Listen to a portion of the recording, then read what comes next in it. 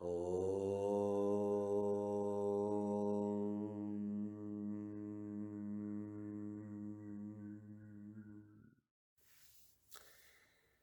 falar sobre a sede por liberdade. A sede por liberdade é aquilo que, no final, durante a maior parte do tempo, vai fazer a diferença.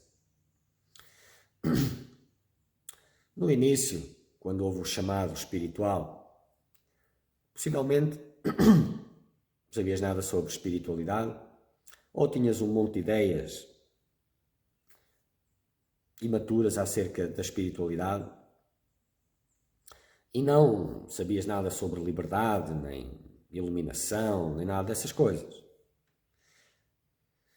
Das duas uma, ou seguiste esse caminho porque foi-te apresentado como uma forma de melhorares a tua vida, ou, como normalmente acontece com muitos buscadores da verdade, o chamado veio a santa inquietação e de repente a tua vida virou de ponta cabeça. As coisas começaram a deixar de fazer sentido. Embora tentasses encontrar o sentido nas coisas para fazer como os outros fazem, foi cada vez menos possível fazer isso.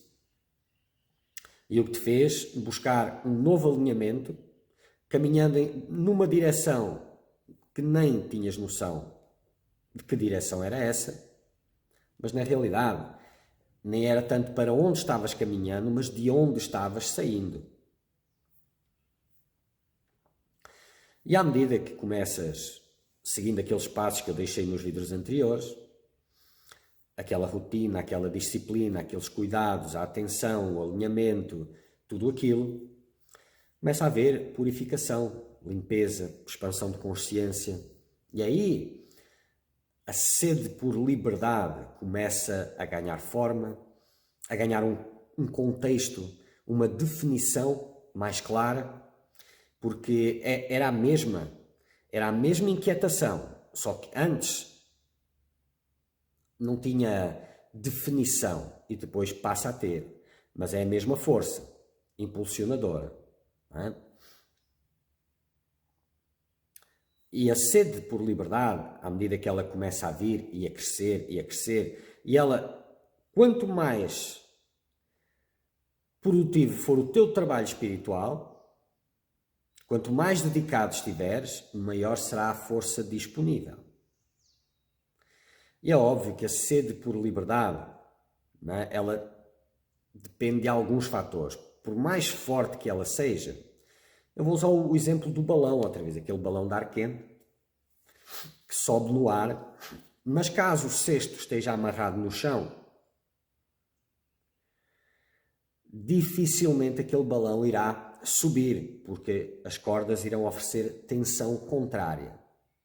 Da mesma forma, sem cortar os apegos, sem seguir todos aqueles passos, a sede por liberdade começa a criar uma tensão em ti, o que pode, não é, trazer até complicações, distúrbios psicológicos e coisas do género. Essa divisão em ti pode... Bom, para já, enquanto houver essa divisão, não vais avançar.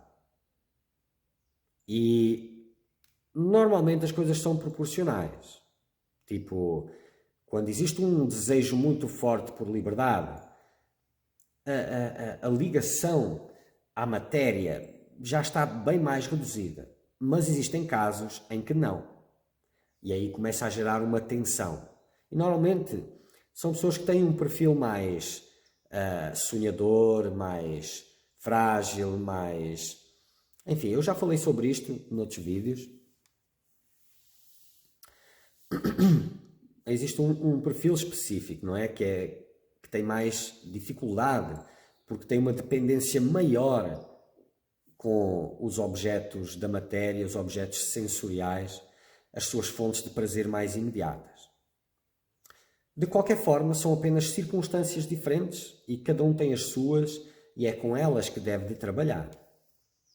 E tudo é possível quando te agarras à tua sede por liberdade e a segues, em vez de criares esse contrapeso. E essa sede por liberdade é o que vai fazer a diferença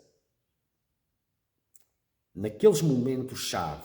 Porque a todo momento, embora hajam experiências grandiosas, de quase absorção, de comunhão com o divino, de êxtase, tem muito disso. Não é? Talvez não tanto quanto gostarias, não é? Porque a mente quer sempre mais e mais.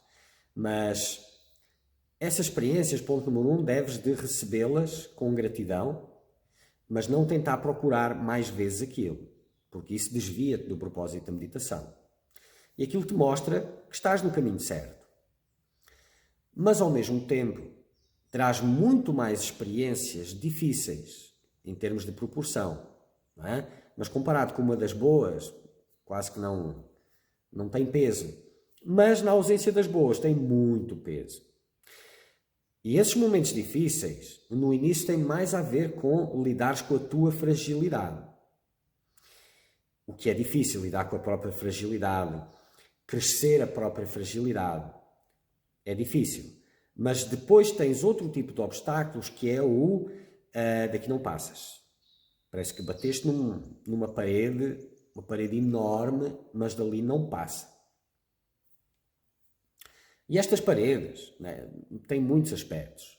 O tempo de espera ali é muito importante. Só que é um tempo de espera meio que insuportável, porque para chegar nestas paredes, tu já não tens mais nada para te distrair. E não tens interesse mais nenhum ali atrás. Pelo menos achas que não.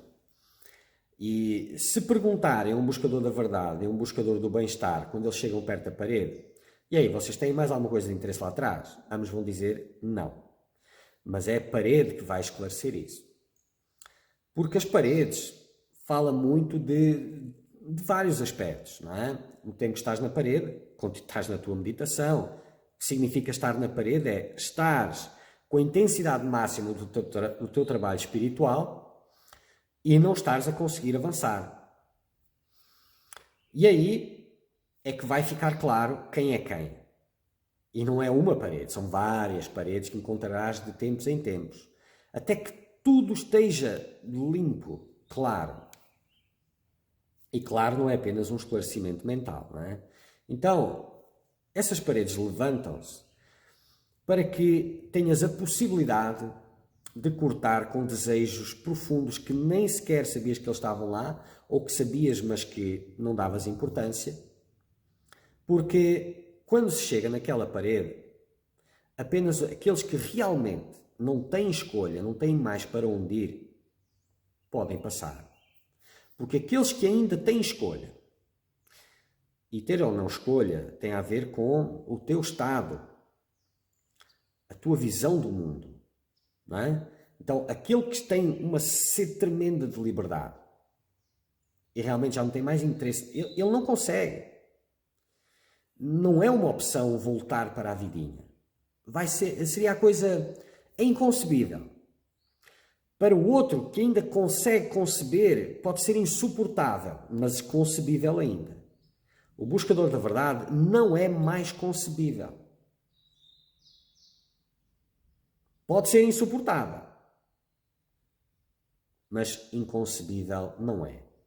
Então tem muito tipo de paredes. Tem as paredes que ficam só lá quietas e que tu ficas de frente a elas e não acontece nada, não é? Eu estou lá e a inquietação não me deixa.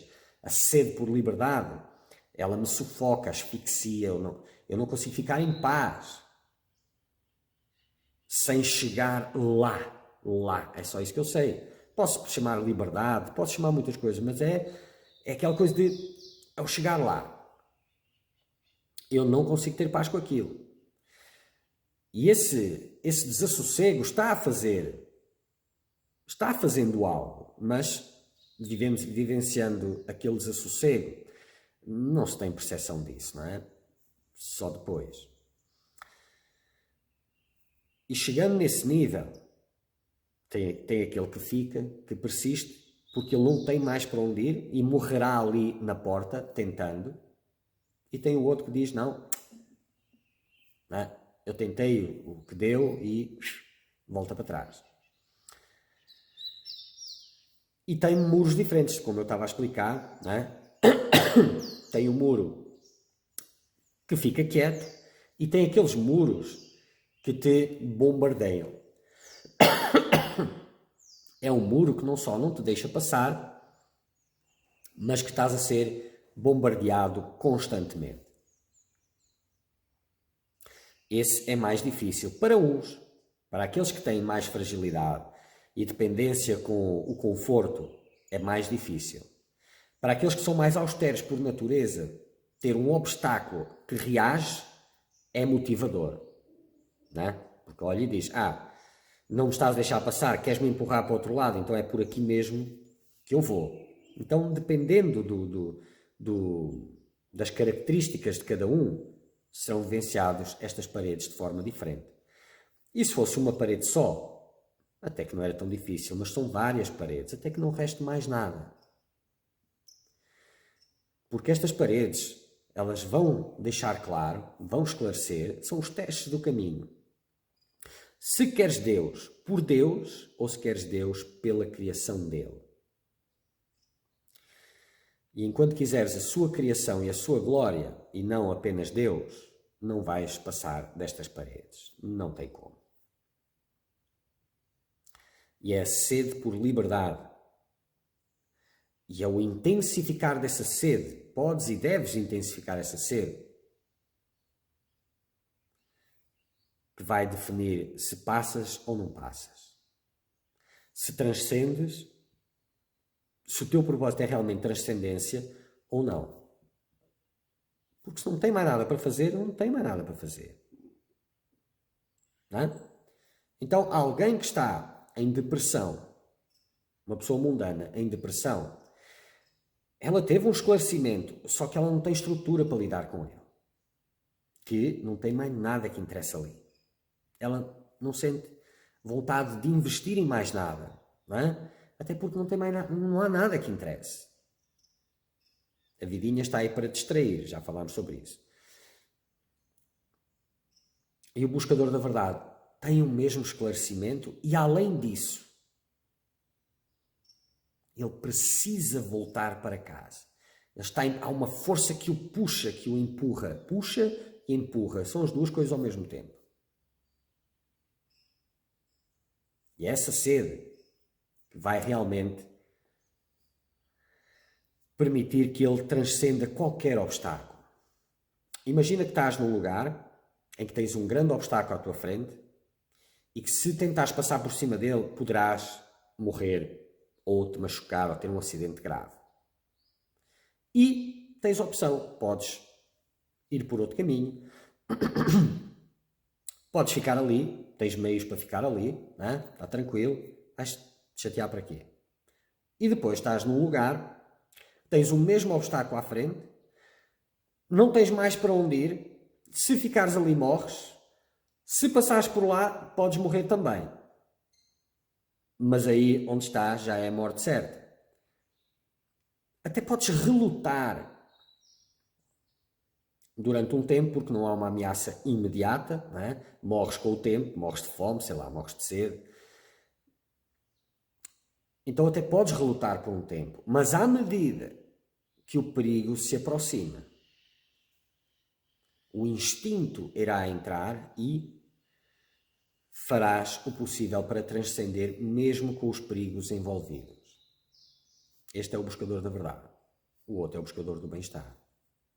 É a sede pela busca, pela libertação, que é a chave das portas que se fecham na tua cara, não te deixam avançar, e essa sede é a chave que as abre e te leva. Um buscador da verdade não cogita ir fazer outra coisa, ele usa o seu tempo no meio daquela agonia por causa da sede por liberdade, usa o seu tempo para intensificar o máximo que pode, tentar ver o que ele não está vendo e pedir a Deus por ajuda, pedir muito ajuda. E isso abre o seu coração